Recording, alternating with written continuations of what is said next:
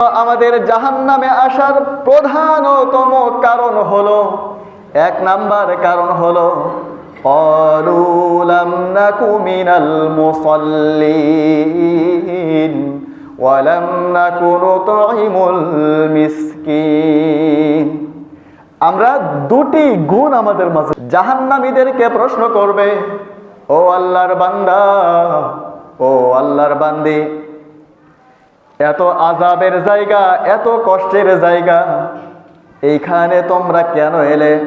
কি জন্য এই ভয়ানক আযাবের শাস্তির উপযুক্ত হলে? তোমাদের কাছে কি কোনো নবী রাসূল পৌঁছে নাই? তোমাদের কাছে কি কোনো ওয়ারাসাতুল আম্বিয়া পৌঁছে নাই? তোমাদেরকে কি এই জাহান্নামের ভয়াবহতা সম্পর্কে কি তোমাদেরকে সতর্ক করা হয় নাই? ও আল্লাহর বান্দা, কেন জাহান্নামে এলে? এত নিকৃষ্ট জায়গায় কেন এলে রে বান্দা, কেন এলে? তখন আল্লাহ পাকের সেই সমস্ত বান্দারা বলবে, প্রতি সপ্তাহে ইমামগণ, খতিবগণ আমাদের জন্য ওয়াজ করে শোনাইতে, কিন্তু আমরা চালাক প্রজাতির প্রাণী ছিলাম, আমরা চালাক প্রকৃতির মানুষ ছিলাম। আমরা জানতাম যে নামাজ হবে 1:20, আমরা যাইতাম 1:15-তে, শুধু ডাইরেক্ট খুতবাটা পড়া পর্যন্ত বাইরে কখনো বাতাস খাইতাম, কখনো রোদ্রে থাকতাম, শরীরটা গরম করে নিতাম।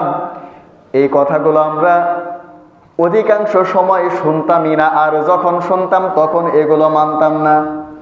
এজন্য আমাদের জাহান্নামে আসার প্রধানতম কারণ হলো, এক নাম্বার কারণ হলো ক্বালু লাম নাকু মিনাল মুসাল্লিন ওয়া লাম নাকু নুতঈমুল মিসকিন। আমরা দুটি গুণ আমাদের মাঝে ছিল। সুবহানাল্লাহ বলবেন? নাউজুবিল্লাহ। কারণ তারা বলবে যে আমাদের দুটি ভালো গুণ ছিল। 1 নম্বরের ভালো গুণ ছিল আমরা কোনোদিন নামাজ পড়ি নাই। 1 নম্বরের ভালো গুণ কি ছিল? আমরা নামাজ পড়ি নাই। 2 নম্বরের ভালো গুণ ছিল এই যে মসজিদের সামনে একটা মাদ্রাসা ছিল, এখানে নিজেরাও কোনোদিন সাহায্য সহযোগিতা করি নাই, অন্যদেরকেও এখানে করতে দেই নাই।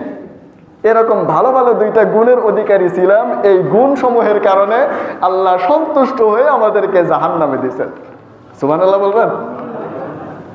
আচ্ছা, তাইলে যেটাই বলেন একটু জোরে বলেন, কোনটা বলবেন? নাউজুবিল্লাহ। আল্লাহ তাআলা আমাদেরকে এরকম ভালো গুণ অর্জন করা থেকে বেঁচে থাকার তৌফিক দান করুন, আমিন।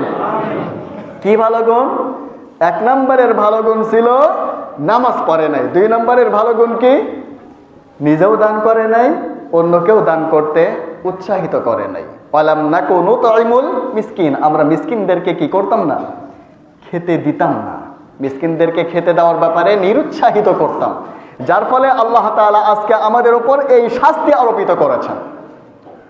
তাহলে নামাজ পড়ব কারা? জান্নাত চাই যারা। নামাজ পড়ব কারা বলুন তো? জান্নাত চাই যারা। দলিল সূরাতুল মুমিনুন কি? উলাইকা হুমুল ওয়ারিসুন আল্লাযীনা ইয়ারিসুনাল ফিরদাউস হুম ফিহা খালিদুন। আল্লাহ তাআলা ক্বাদ আফলাহাল মুমিনুন দিয়া মুমিনদের সফলতা শুরু করে শেষে বললেন এই সফলতার শেষ ধাপটা হলো জান্নাত। শেষ ধাপ কোথায়? জান্নাত। আর যারা পড়বে না এদের স্থানটা কোথায়? জাহান্নাম। এদের স্থানটা কোথায়? জাহান্নাম। এজন্য আল্লাহর রাসূল সাল্লাল্লাহু আলাইহি ওয়াসাল্লাম বলেন, মুমিন ও মুশরিক ও কাফেরের মাঝে পার্থক্য হলো সালাত আদায় করা আর সালাত ছেড়ে দেওয়া। মানে যারা সালাত আদায় করে এরা মুমিন, আর যারা সালাত আদায় করে না এরা মুশরিক। তো সাহাবায়ে কেরাম এর ইজমা এই বিষয়ে যে সালাত পরিত্যাগ করা এটা কুফরের নিকটবর্তী করে দেয়। সালাত পরিত্যাগ করে এটা কি করে দেয়? মানুষকে কুফরের নিকটবর্তী করে দেয়। তো কাফের সরাসরি না হইলেও কুফরের নিকটবর্তী, মানে শুধু ইমানের প্রদীপটা কোনো রকম প্রজ্বলিত আছে, এছাড়া আর কিছুই নাই। তো একেবারে কুফরের নিকটবর্তী বাস করে কারা? সালাত আদায় করে না যারা। তো এই জন্য যারা মুমিন এরা অবশ্যই কি করবে? সালাত আদায় করবে। আর যারা মুমিন নয় এরা কি করবে না? সালাত আদায়